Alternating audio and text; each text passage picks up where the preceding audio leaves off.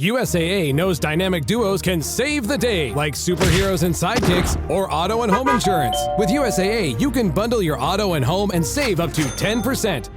Learn more and get a quote at usaa.com/bundle. Restrictions apply. This episode is brought to you by Honda. When you test drive the all-electric Prologue SUV, there's a lot that could impress you about it. There's the generous passenger space, the clean, thoughtful design, and the intuitive technology. But out of everything, what you'll really love most is that it's a Honda. Visit honda.com/EV to see offers. Whatever the occasion, effortless elegance is right this way. Because Hilton brings you new ways to stay courtesy of the Nomad London. And it doesn't stop at award-winning dining in a space draped in velvet and illuminated by vintage chandeliers. No, this day goes beyond with unparalleled personalized service and attentive hospitality. Oh, and did we mention the Nomad London can be booked using your Hilton Honors points at Hilton.com? Hilton, for the stay. From the Fifth Quarter Studios in Madison, Wisconsin, you're listening to Coach Unplugged. And now, your host, Steve Collins. Hey, everybody. Welcome to Coach Unplugged episode. I have no idea. But before we get going, I'd like to big a shout out to our two sponsors. First of all, Dr. Dish, the #1 shooting machine on the market. Go over, mention Coach Unplugged. They'll give you $450 off, and they'll take really good care of you. Before I forget too, if you like this podcast, go over and check out some of our other ones like High School Hoops, Coaching Youth Hoops, 5-Minute Basketball Coaching Podcast. If you're looking for that one defense that will work against anybody, the Funnel Down Defense Podcast, the Rule of 3 offense that will work at any level, go over and check those out. Leave a 5-star review. We would like those. But also go over and check out teachhoops.com. For coaches who want to get better. It's a one-stop shop for basketball coaches. It's resources, it's everything. It's what I would have wanted as a 27-year-old basketball coach. It's a roadmap to success on and off the court. And we offer a 14-day free trial because I'm a coach. I understand how it goes. Go over and check it out. Kick the tires around, see if it's for you. And if it's not, we'll part our ways and we'll say thank you and move on. But I guarantee you're going to love all the material. And the material we're always putting in teachhoops.com. But anyway, have a great day, everybody. Let's head off the podcast.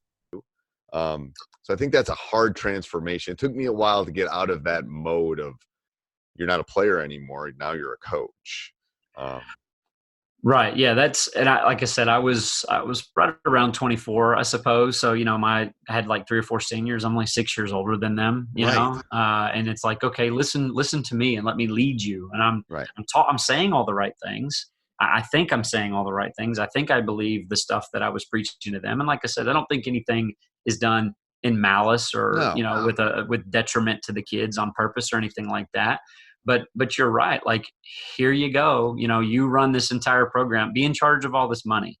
Right. Be in charge of these lives of these kids as you get put on a bus and you drive 2.5 hours in the rain and come home. And it's just like there's no class to prepare you for that kind of stuff. Right. And you got to figure out how to deal with the parents and talk to the parents and do all that kind of stuff. And no one teaches you that. Yeah. And I can't tell you how many times, when you have a conversation with a parent, their first question is always, well, do you have kids?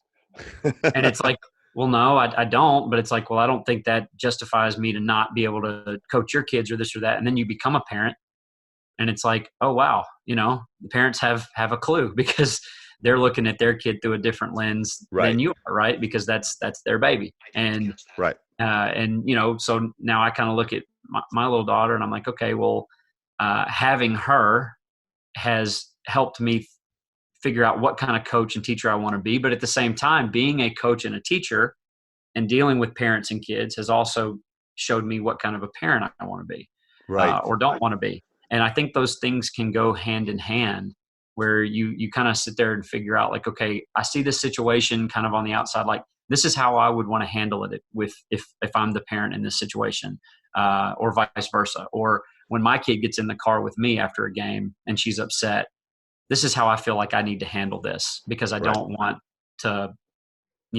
ruin her playing career or what that coach is telling her, her self-esteem. Right. Yeah. Yeah, for sure. So Is that what what would you tell yourself? What would you tell a young coach, the 22-year-old that's coming out? Is there any advice you'd give different than that? I would tell them to try to understand that you don't know everything right now at 22, like as hard as that is to swallow, but to have more humility and try to develop a growth mindset and just understand the fact that, yeah, you're going to get a lot of unsolicited advice, and a lot of that advice might be bad advice, but I still think you can learn from the bad advice. Like we've all learned plenty of things from bad coaches or, people we've worked with, or we don't want to do. That's what I'm saying. Right. But it's still something you learn. Right. So, kind of take everything as don't take anything, try not to take anything personally, but accept everything as part of that journey. Because if you're a 22-year-old coach, chances are you're going to be a better coach at 23, but you're not near where you want to be. Right. And so it's about kind of accepting whatever comes along the way. Don't get too high, but don't get too low at the same time. You can win a championship, you can get let go, and you can't let something like that get you too down, and you can't let winning one keep you too high, because as soon as you win one, everybody wants you to win two.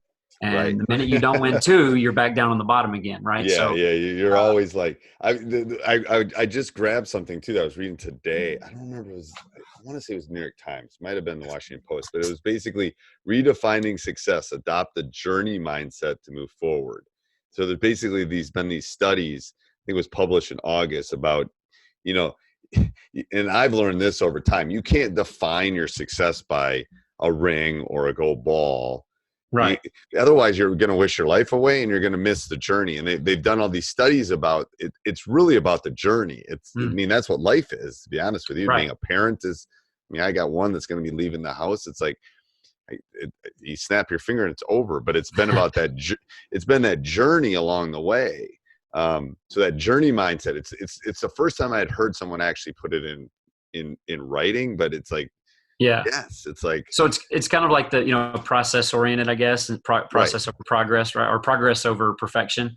Yeah. But it's kind of the same way. Like, when we brought our daughter home, it was like, okay, this part about being a parent to a baby is really tough. Life is going to be so much easier when X happens. And then that happens and life doesn't get easier because it presents like one extra problem. Like, okay, it'll be really nice when we don't have to, do diapers anymore. But then when you're out of diapers, it just presents a whole nother problem. So it's the same thing. I'm going to go on record that getting rid of the diaper stage is a good stage. It is a good stage. It is a good from having, like, I do remember that stage. It's like, ooh, this is better. This is definitely better than, when they become teenagers, but it's definitely like, I do remember that there are some thresholds. It's like, ooh, this is, and I tell people, I said that window when they're like 6 to 9 is like, ooh, that's like, you're in a sweet spot at that point. I'm telling you, you haven't reached that one yet, but it's, we're not quite there yet. No, but they're self-sufficient. They love you up, it's not like, and the point of, I've always told my students is the point of parenting. And the point is to get you out of the nest, Right. Eagles actually put glass and rocks on the bottom of their nest because as the eaglets get bigger and bigger, they eventually figure out they don't want to be in the nest anymore. Right. Because they start weighing more and then they start, ooh, this isn't comfortable. I'm not leaving. Comfortable. Right. Our job is to, like I tell my wife, our job is to get them ready to leave. Like, that's our job, to make them self-sufficient, reliable, all those things. That's our job. It's a sad job because it's like, but that's, as parents, that's what we want to do. If you could talk to one coach, any sport, who would you talk to?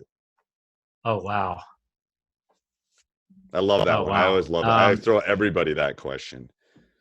Yeah, that kind of puts me on the spot there. That's a great question. I don't guess I could like punt and say my former self. Oh, that's good. No one said that. I love that. If I could get away with that, because like we were talking about with the regrets, going back and talking to that person, or I'd even say this, my future self, right, to kind of see where we're headed.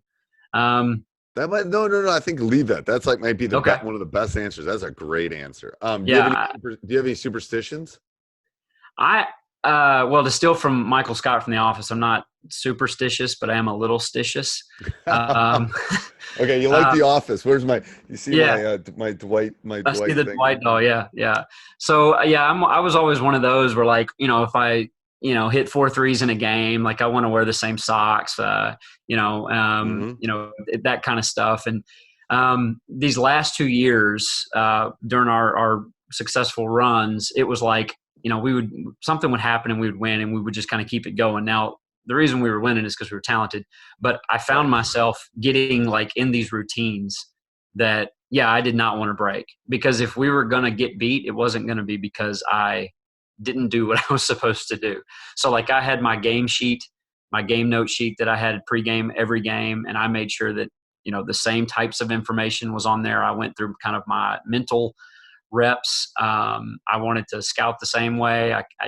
If we all tried to go eat at the same restaurant before, like pregame as coaches, if we could, we were fortunate to get down there and win the first title. So the next year when we got back down there, it was okay. We're going to do this. We're going to go eat at this restaurant again. Yep. We're going to try to practice at this time. We're going to try to do everything the same, because it's just like in your mind, I guess it's a little bit of a comfort. And it's a routine. There's nothing wrong. I tell people it's more about routine than superstition. Right. Yeah. I would agree with that too. Yeah. It's like how you go to work every morning, how you present your classes, all that stuff it's really about routine. All right. So I'm going to give you a rapid fire, and then we'll do some closing things here. So rapid fire, I basically ask you a question. It can be as fast or as quick as you want. I just look for different responses from different coaches. What is your favorite brand of basketball? And what I mean by brand is literally type of basketball that you use to shoot. Like Wilson Evolution. Okay. And why do you like the Wilson? I just like the feel. Like it just feels good in my hands. I don't have very big hands. And so like, I just feel like I get better grip on that. And so every time I've ever held a Wilson Evolution, that just feels like it's a part of my hands. I do. I like the Wilson a lot too. We use Spalding because that's what they use at the state tournament. We have Baden in Louisiana. I'm not a huge fan of it, but it's what we use. But if I'm going to go play somewhere, I'm looking on the rack for a Wilson. I like that too. One word to describe your ideal player.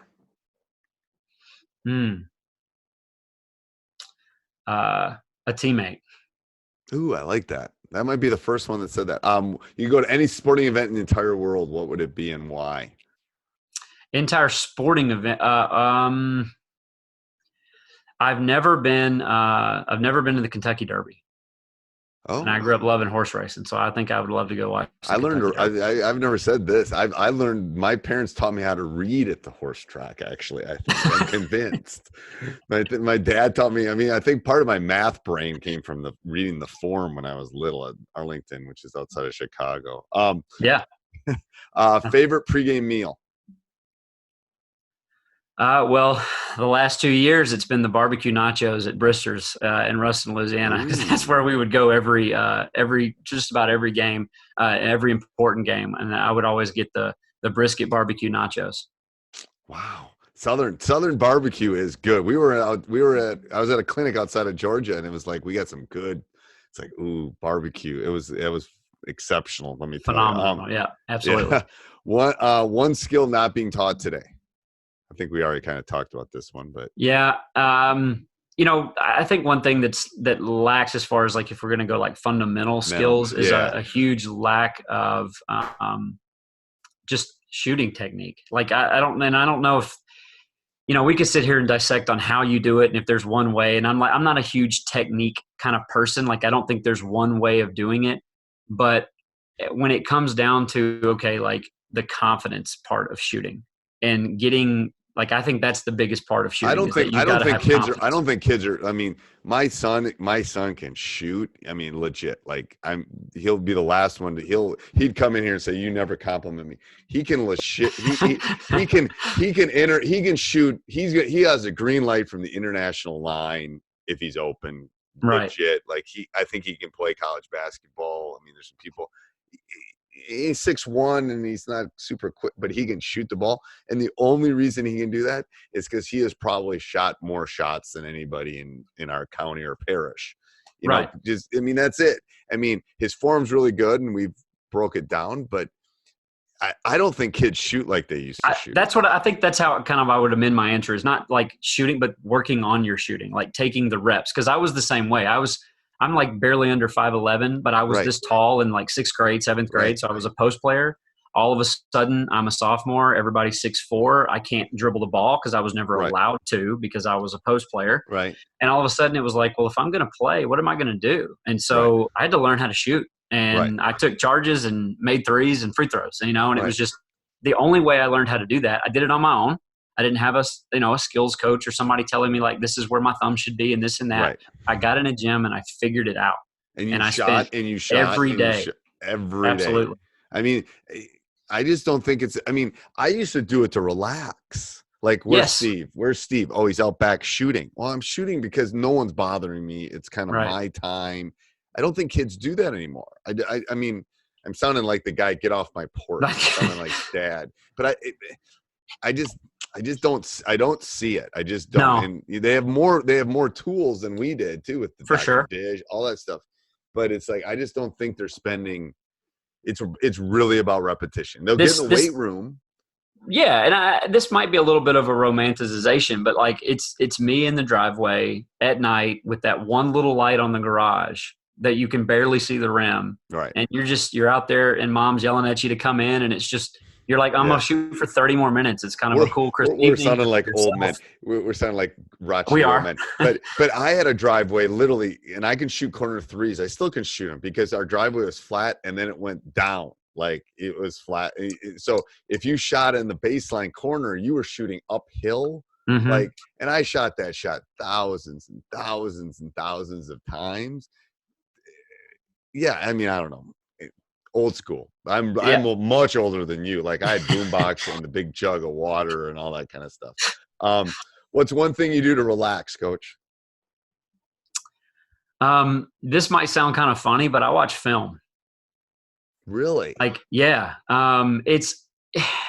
There's something therapeutic about it, and it might not be my film. I might get on and watch a Euro game on FIBA. Right. But like, I mean, I enjoy I enjoy playing golf and, watching Netflix and this and that, but it's almost kind of like that therapeutic puzzle, some people will do a crossword or a Sudoku or they'll color or they'll read. Like, to me, like watching a game when there's nothing really on the line, is just, it's like doing a puzzle. No, that's bless you. Cause I used to go to Badger game. I can't go anymore. Like, I can't literally turn my like coaching. It's crazy. I can't watch. If I start doing even a game for entertainment, I can watch the NBA finals. I can watch, and usually I can watch some of the NCAAs and not start dissecting. But it's like, I can't turn my brain off. It's like, well, I think that's part of like, I have a really hard time turning mine off. So I don't do well, like idling and kind of quiet. So I think that's kind of like, it's kind of mindless at the same time because I'm on autopilot, but it gives me enough that where my brain is kind of working, where it puts me you're downshifting. Yeah. You're downshifting. Yeah. But I'm in a good place. Okay. What's the best basketball player you've seen in person?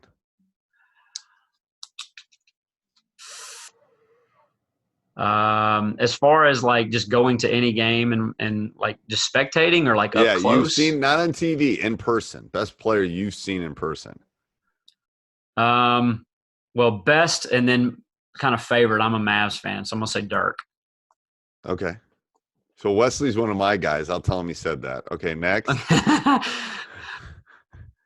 Yeah, I would say Dirk. Being, like I said, kind of my Mavs fan, and getting to watch him up close was really cool. Especially a few years ago before he was kind of on his downslide. But I did get to go watch him one last time. Last year when he was playing like 6 minutes a game, and just coming out and shooting one shot for everybody. But I would say him, and then I would say this too. In college, the guy that I really enjoyed watching the most up close was a guy by the name of Kyle Gibson. I don't know if anybody will know who he is, but he's playing overseas. But he was like the consummate teammate guy playing for Louisiana Tech, and was 6'4", but we asked him to do everything. He had to play 1 through 5. And he was always probably my favorite player that I got to watch day to day, in the gym, in the weight room, film room, this and that. And how would you describe him? The consummate teammate. I mean, Okay. like, was he a hard worker? He was at 100%, and it Okay. was, and we weren't great that one year, but like, I mean, it was just whatever we needed to do to be successful, he was willing to do it. Yeah. And if he needed to score 30, he'd score 30, and if he needed to score 0, he would score 0. Right. If he had to guard the 6'9", he'd guard the 6'9".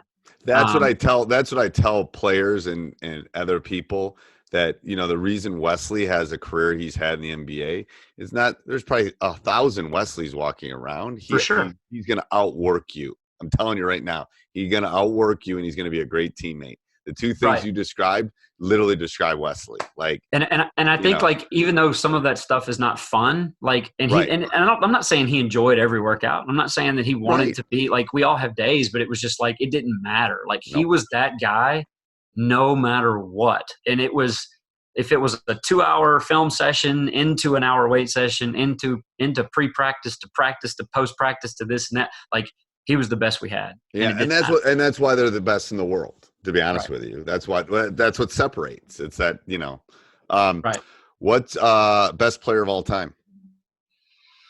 I mean, I grew up watching Michael, so I'm going to have to go. All right, Michael's winning. Michael's got about 90%. We had a LeBron recently, but I mean, like, LeBron's obviously no slouch, but I mean, just my childhood and, you know, growing up watching Michael, I'll never say anything like that. I'm telling you right now, I'm going to go on record that the one that lives in Wisconsin right now has got a shot at it if he keeps improving.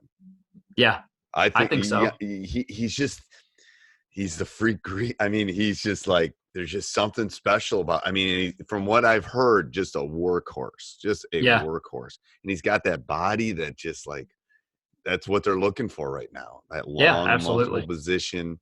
All right. So tell us about your favorite drill. You sent it to me. I'll put it down in the show notes, but this 30-point possession, I think it was. Yeah. Right? So that leads into what we call 100-point games. Something I got from a coach and buddy of mine, and I've kind of tweaked it over you know, the last couple of years. The 30-point possession was something that we used as a guide to kind of evaluate our half-court possessions. Like, I want to play fast. Like, I want to get up and down the floor. I don't mind shooting it as soon as we get it down there. Like, I'm all about increasing possessions, and if we can score early and often, like, let's do it. But you are going to have some neutral half-court possessions, and so that was something we kind of took from that 100-point games, and we just added point values to what we emphasized or what we thought we wanted to see in a half-court possession.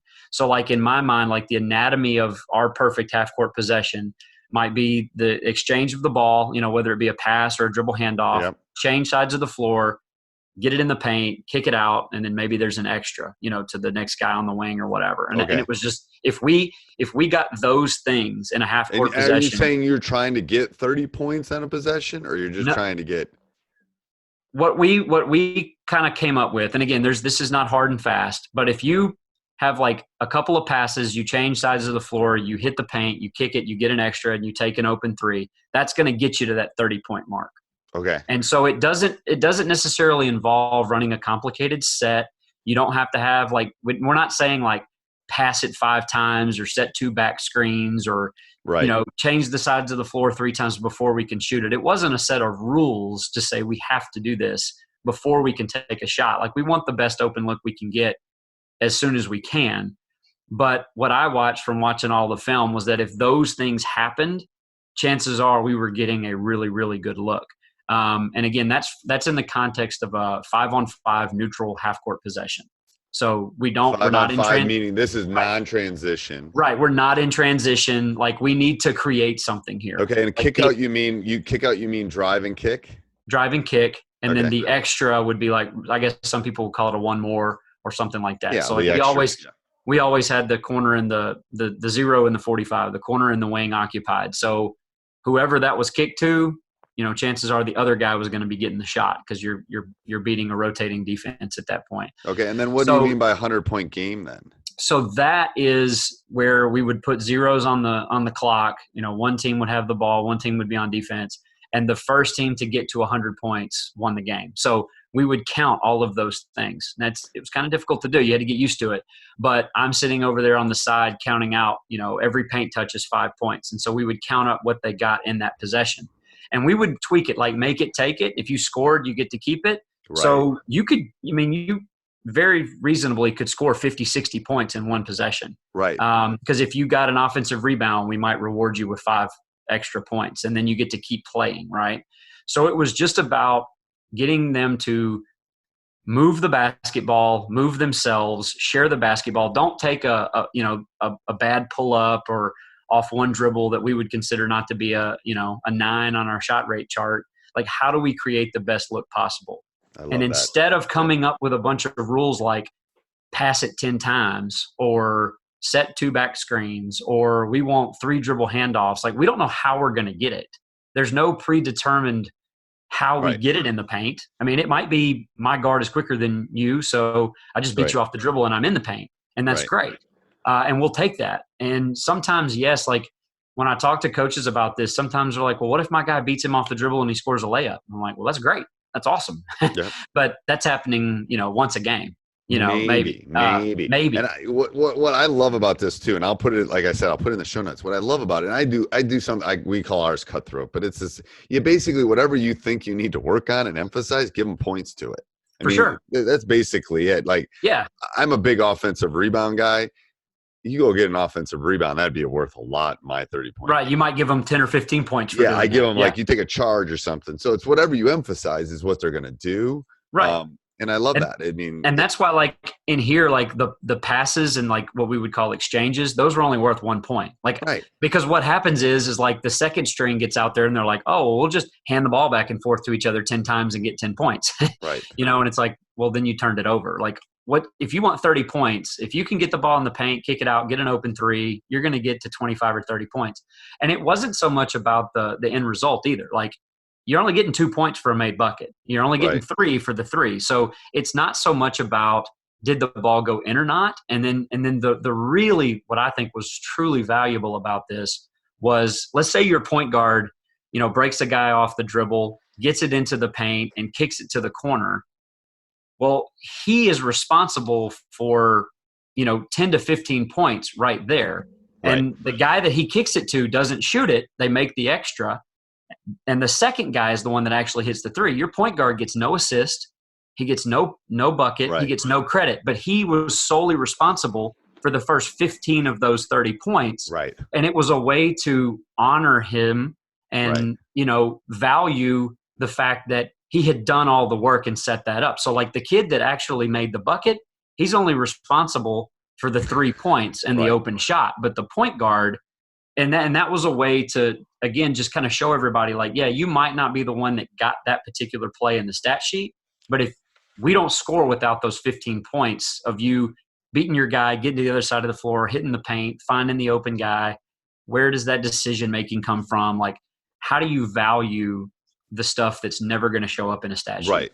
Yes. And that goes back to the communication. I love that. I'll put that down in the show notes again. What's the best game you've seen in person? The best game I've seen, I'm actually going to say it was a state championship game in Louisiana, 5A in Monroe, Washita High School in Scotlandville, double overtime. Scotlandville ended up beating them, but I had a point guard that played AAU for me who's a senior that year that played for Washita and kind of hurt for him because they lost. But that is probably, I always say that's the best high school game that I've ever seen, but I might put that up to the best game I've ever seen because I was sitting right there on the side of the floor, just the atmosphere in there and just the part that it was, they're just a bunch of amateurs. They're just a bunch of high school kids playing for their cities. I'll send you a clip of my 2011. We won it in triple overtime. There was 5 last-second shots to basically put it into it. There was a Chris Webber timeout for the other team. Oh, no. It was like, I mean, I literally had to come home and watch it on TV because I don't remember. I mean, I basically had to call timeouts to stop the clock. It was crazy. Yeah. That was a high school game. It was 2 high school amateur teams just going at it. Yeah, just they're playing for themselves and their cities and their schools and their families and their friends. And like, for some of them, it's the last game they're ever going to play. And there's just, to me, there's something special about that. I know. That's why I love high school. I know. Same. I think sometimes like the best games of the year is go find a team like, and this could be football, anything. Go find a team that has a handful of seniors on it and go watch them play a playoff game because they're literally playing for their careers at that moment. And And we faced a team this last year in the playoffs that had 5 seniors, and team we had beaten by like 30 something the year before in the semis. And this year we overlooked them. And I mean, they played like 5 kids whose career was on the line. And it was powerful to watch them play the way they did. They were outmatched, out-athleted, out this and out that. And they flat out outworked us, out-coached us, out everything. And it was like, that was an amazing lesson for us, to not take any of those moments for granted, because they certainly didn't, which was awesome to watch. It is. It's pure. Just spend the $3, get a thing of popcorn, and go watch a high school game. It'd be my right. Best basketball coach of all time. This is going to sound kind of like cop out and cliche, but I'm a Duke guy, so I'm going to say Coach K. Just because I mean, obviously he's got the talent, but like the fact that he did it in the 90s, he did it in the 2000s, he's done it in the teens. He took the ego pros and corralled them and got USA basketball back to where it is. That's one of his bigger accomplishments. I think you could argue that's probably his best coaching job that he's done, is the fact that he took all of those egos. Like he made Carmelo like a selfless basketball player. Right. Like, you know what I mean? Like to me, that's amazing. And obviously the talent is there, but it's hard to coach talent, and it is. And for him to have figured out a way to get all of their self-importance and put it to the side, even if he never drew up a play or never devised a game plan or scouted it, just the fact that he was able to get them to do that, I think is that's crazy, absolutely unreal. And one of the kids from our league he's going to IMG this year, but Jalen's going to be going there next year. It's like, why wouldn't you? You're going to one of the best coaches in the world. For sure. Yeah. Oh yeah. No doubt about it. Favorite quote? The one I've got in my room right now, learning is experience. Everything else is just information. And that's an Albert Einstein quote. And again, it takes me back to what we were talking about in the beginning. It doesn't matter how smart I am as your coach, or how much I know, or how many books I've read, or how much science I know to teach to my kids. If they're not a part of the experience and they're not in the middle of it, then they're not truly learning anything. I'll still be smart in my own mind, but my job is not to be smart. My job is to make them smarter and help them grow and help them develop. And so that quote, I have that written on my board in my room, and that's kind of what I try to teach and live by each day for them. And then that in turn takes me to a place of service. And making sure that, again, it's not about me, it's about putting them first. And if I'm doing that, then chances are they're gonna get something out of class that day or something out of practice, and they'll be more successful. They'll get a golden nugget, is what I say. What favorite? Yeah. What was that? I'm sorry. Oh, I'm sorry. That's my favorite book. Favorite book. So book recommend. I've read a lot of good ones the last few years. The one that started all this for me was Inside Out Coaching by Joe Ehrman. That was kind of the first domino that set me down on this path. Again, talking about transformational coaching, and again putting those kids at the center of everything. And in each chapter of that book, it was like little light bulbs were going off in my head, and it was like, oh man, like I've always believed this, but I'm not really doing it, or I want to do these things, or I want to live this way, but I don't really have a plan in place to make that possible. And that book kind of helped me see a lot of that. And it was a really important domino for me, because it set me down the path of being more transformational, focusing intentionally on the culture that I was trying to build, which introduced me to Lead 'em Up program with Adam Bradley. And then that in turn got me to focus and preach more about serving others, which eventually took us into this more, conceptual games, small-sided games approach. And just all of that started to come together for me. And that book was, I give that credit for what, started all that for me.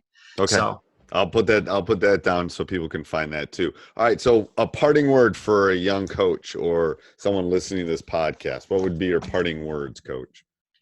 I would say, I guess some advice that I would give is try to find you some people, like a close-knit group of coaches that aren't completely like-minded, but Right. you have the same values and beliefs, and communicate with them almost daily. Like, yeah, and they will question you too. It's like, Right, I have one of those on my staff. I want one on my staff. I didn't used to, as I gotten older, I've told this 1,000 times. I want somebody on I have a Yoda on my staff, someone that's more knowledgeable than me.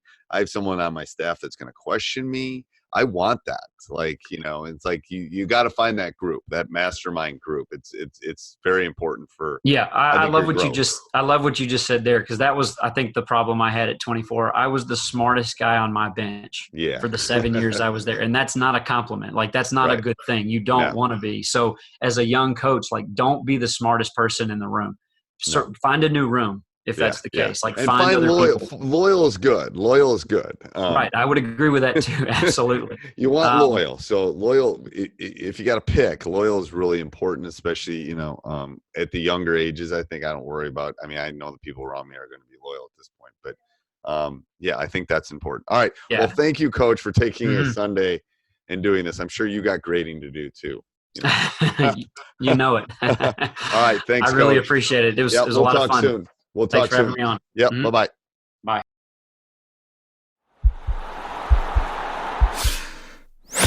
This podcast is part of the Sports Social Podcast Network.